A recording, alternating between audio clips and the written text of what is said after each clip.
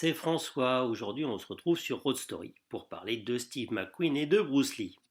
Et oui, à une époque, Bruce Lee voulait une Porsche comme son copain Steve McQueen. Bruce Lee aimait les autos, mais surtout une très spéciale, une Porsche 911 S Targa rouge. Et voici son histoire.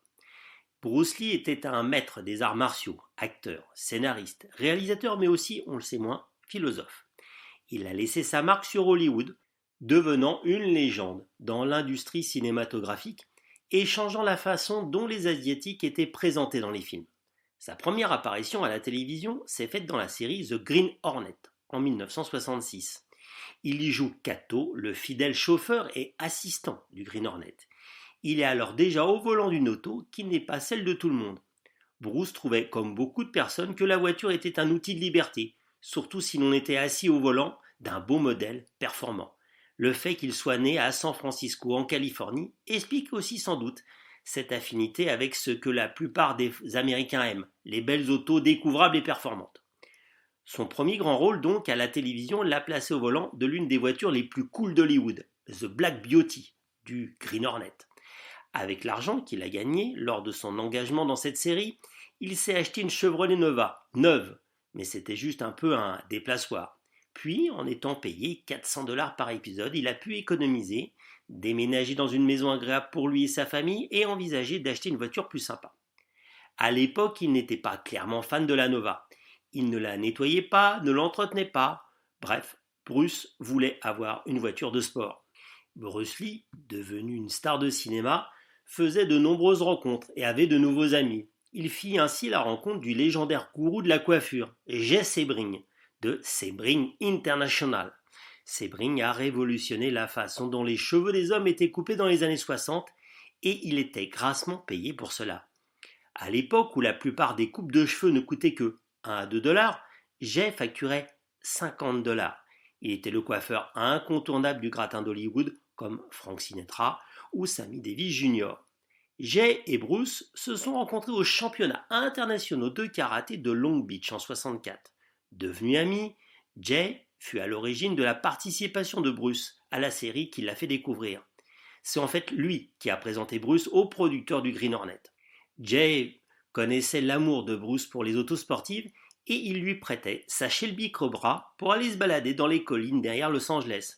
Bruce arpentait méthodiquement Mulholland Drive avec la Cobra. Il l'aimait, mais ce qu'il voulait vraiment, c'était une Porsche 911 S Targa, parce que Steve McQueen, le King of Cool, l'avait. C'est Jay, ami de Bruce et de Steve, qui les avait fait se rencontrer.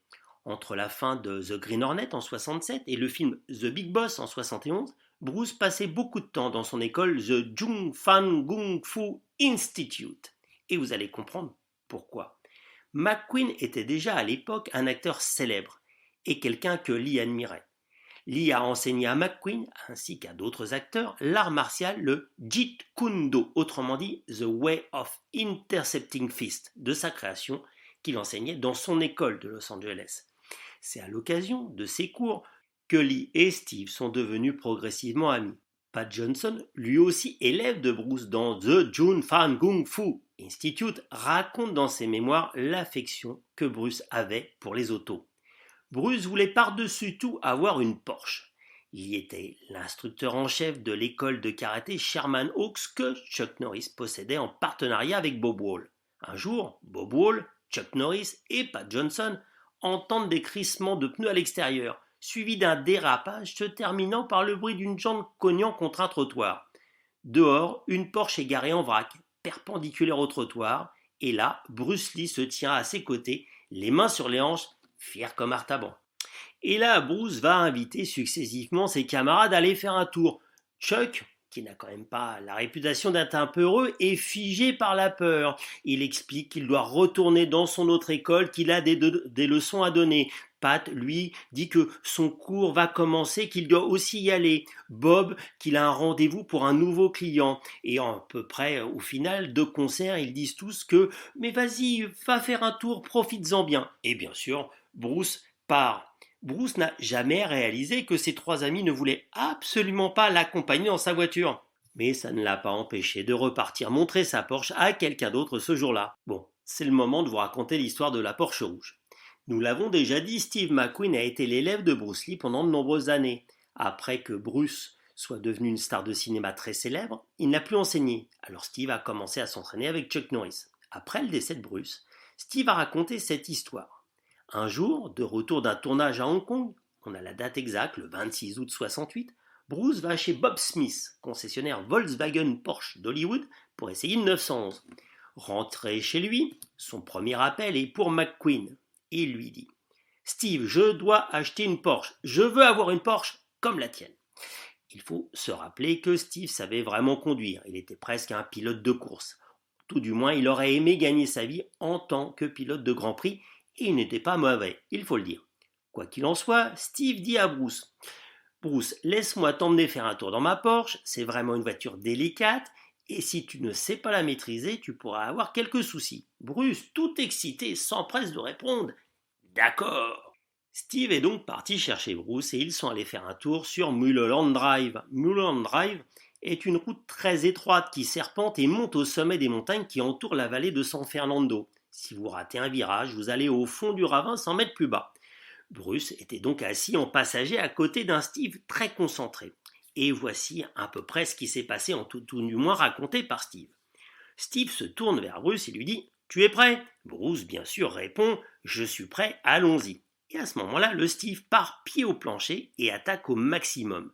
Et il se concentre, mais il parle beaucoup à Bruce. Il lui dit « Ça pousse, hein ?» Pas de réponse de Bruce. « Maintenant, regarde ça. » Il prend des virages à la corde, en aveugle. Toujours pas de mots ou de commentaires de la part de Bruce. « Ce n'est pas génial, Bruce ?» En glissade à la limite du précipice. Pas de réponse du Bruce. « Maintenant, regarde, Bruce, cette saucisse allemande prend 180 comme rien. » Après cette pointe de vitesse, Steve arrête la voiture et dit « Qu'est-ce que tu en penses, Bruce ?» Pas de réponse de Bruce. Et enfin, Steve l'appelle encore une fois, lui dit « Bruce !» Et il baisse les yeux. Bruce Lee est recroquevillé dans la cage à pied, où on met les pieds vraiment dans le côté passager de la 911, et il a les mains sur la tête. Bruce se redresse, se réinstalle dans le siège, ses yeux reflètent une colère extrême, et il hurle « Queen, tu n'es qu'un fils de pute, je vais te tuer, McQueen, je pourrais te tuer. » Et Steve raconte « Oh oh, voici Bruce Lee, en colère, le gars le plus dur du monde, tough, c'est-à-dire le plus solide et puis qui cogne fort. Il est en colère et il veut me tuer. » Alors, Steve n'a trouvé qu'une solution, repartir et rouler au maximum et tenter d'amadouer Bruce Lee.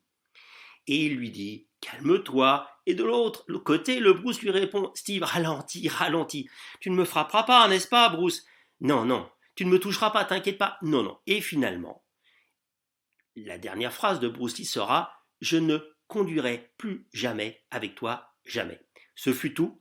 Bruce, une fois calmé, a oublié cette mésaventure avec Steve et a acheté sa propre Porsche. En effet, les deux hommes sont restés amis et avaient toujours un grand respect l'un pour l'autre. En 1973, le monde a perdu l'homme et la légende qu'est Bruce Lee avant qu'il ne s'épanouisse pleinement. 2 funérailles ont eu lieu, un à Hong Kong et un à Seattle. McQueen assistait rarement, très rarement, aux funérailles de ses amis. Mais cette fois-ci, Steve était à Seattle et il portait le cercueil de son ami.